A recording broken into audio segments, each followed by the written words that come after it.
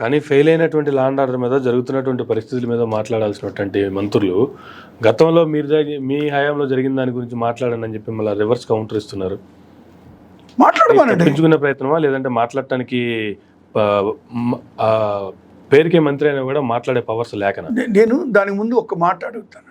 సరే, మేము అధికారంలో ఉన్నప్పుడు సరే జరిగినాయి అనుకున్నాం, ఎక్కడ అంటే మీరు కూడా అధికారంలోకి వచ్చాక అలాంటివి చేయాలనా? ఇప్పుడు మేము అధికారంలోకి వచ్చాక మెరుగైన పరిపాలన అందిస్తాము, మెరుగైనటువంటి లా అండ్ ఆర్డర్ సిచ్యువేషన్ రాష్ట్రంలో తీసుకొస్తామని చెప్పాల్సినటువంటి ఈ పెద్ద మనుషులంతా అసెంబ్లీ వేదికగా మీరు చేశారు కాబట్టి మేము చేస్తున్నామంటే ఏంటి దాని అర్థం? ఇప్పుడు మా మీద బురద చల్లటం తప్పితే ఇంకేముంటుంది? వాళ్ళు ఏం చేస్తున్నారో చెప్పాలా, మేమేం చేసామనేది వేరే విషయం కాదు. అది ప్రజలు తిరస్కరించారు మమ్మల్ని, మీరున్న అధికారంలోకి వచ్చారు, కానీ మీరు వచ్చి ఏం చేస్తున్నారు? ప్రజలు ఏం ఆశించారు మీ నుంచి? ఈ దాడులను ఆశించారా, మర్డర్లను ఆశించారా, మానభంగాలను ఆశించారా? ఏం ఆశించారు ప్రజల్ని? ఇవన్నీ ఎరాడికేట్ చేయమని మిమ్మల్ని తెచ్చారు, మీరు ఎందుకు చేయట్లా? మమ్మల్ని బూచిగా చూపించేటువంటి ప్రయత్నం, మీ బాధ్యతల నుంచి తప్పుకునేటువంటి ప్రయత్నం తప్పితే వేరేది ఏముంటుంది ఇందులో వాళ్ళ మాటల్లో చూస్తే? అందుకే మేము ఈ రాష్ట్రంలో జరుగుతున్నటువంటి బీహార్ తరహా పరిపాలనని దేశవ్యాప్తంగా తెలియజేయాలనేటువంటి ఉద్దేశంతో అన్ని పార్టీలని కూడగట్టి రేపు ఢిల్లీలో ధర్నా కార్యక్రమం అనేటువంటిది జగన్మోహన్ రెడ్డి గారు నిర్వహిస్తూ ఉన్నారు. దేశం దృష్టిని కూడా ఆకర్షించాలి. ఈ రాష్ట్రంలో ఏం జరుగుతుంది, అరాచక పరిపాలన ఏ విధంగా ఉన్నా అనేది ఫోటో ఎగ్జిబిషన్, వీడియోలతో కూడా ఇది చేసినటువంటి ప్రతి ఒక్క కార్యక్రమాన్ని కూడా ప్రజలకి దేశవ్యాప్తంగా తెలియజేసేటువంటి కార్యక్రమాన్ని కూడా తీసుకున్నాం. వీళ్ళు ఎక్కడ కూర్చొని అసెంబ్లీలో మాట్లాడే అది కౌరవ సభ, అక్కడ ఏం మాట్లాడినా కూడా వృధానే. అసెంబ్లీ వేదికగా సహజంగా సమస్యలు మాట్లాడితే దానికి కొంత శాంటిటీ ఉంటుంది, కొంత ఫలితం ఉంటుంది. కానీ ఈరోజు ఉన్నటువంటి వాళ్ళు ఏదైతే 164 మంది ఉన్నారో, వైఎస్ఆర్ కాంగ్రెస్ పార్టీలో ఉన్నటువంటి 11 మంది గొంతు నొక్కేటువంటి ప్రయత్నం చేస్తారు తప్పితే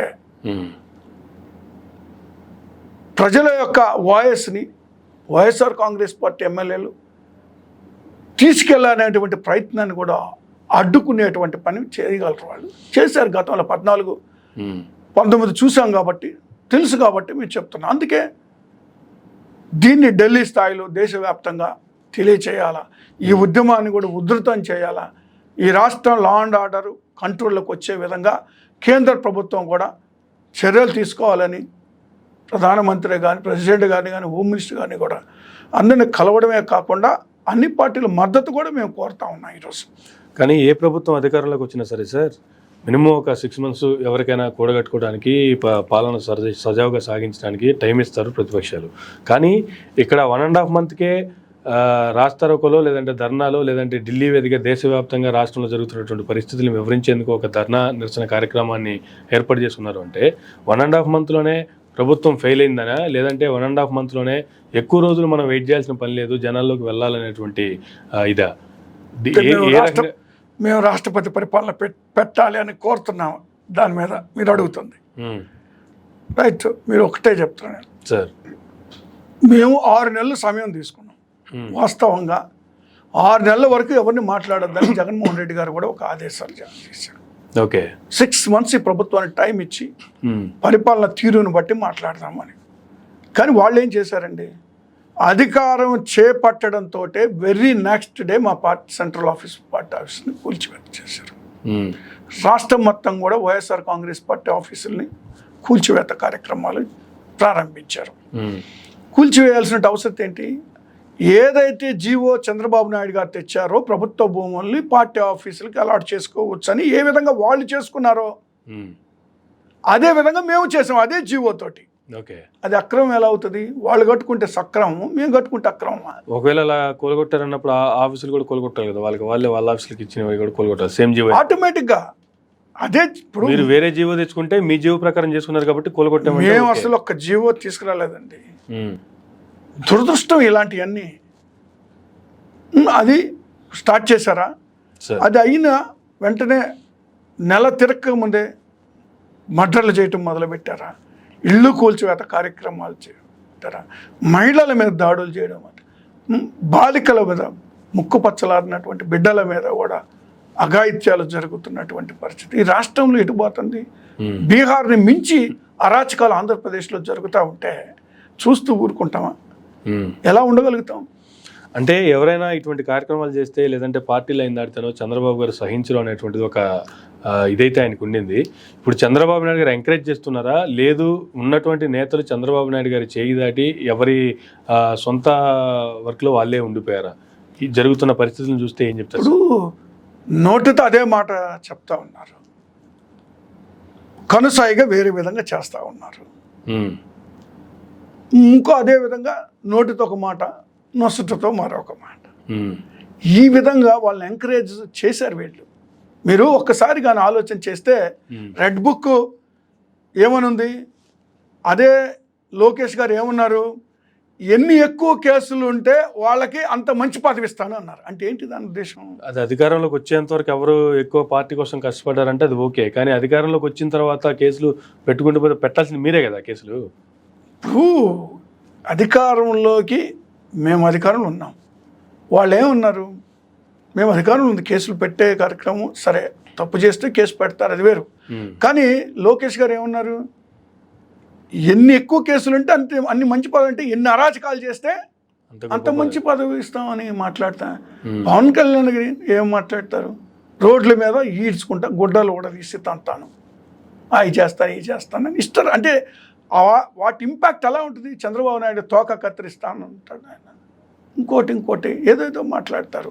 అవన్నీ ఆ ఇంపాక్ట్ కార్యకర్తల మీద రావడానికి రకరకాల కామెంట్లు చేయొచ్చు సార్ ఎవరైనా. అది వాళ్ళకు ఉన్నటువంటి ఓట్ బ్యాంకును లేదంటే వాళ్ళకు ఉన్నటువంటి అభిమానులు వాళ్ళ వైపు మార్చుకునే ప్రయత్నంలో ఒకవేళ అలాంటి కామెంట్లు చేశారు, కానీ అధికారంలోకి వచ్చిన తర్వాత కొనసాగిస్తామంటే అది రాజ్యాంగం ప్రకారం అది కుదరదు పని కదా. కుదరదు. రాజ్యాంగం ప్రకారము అధికారంలోకి రాకముందు కూడా మాట్లాడకూడదు.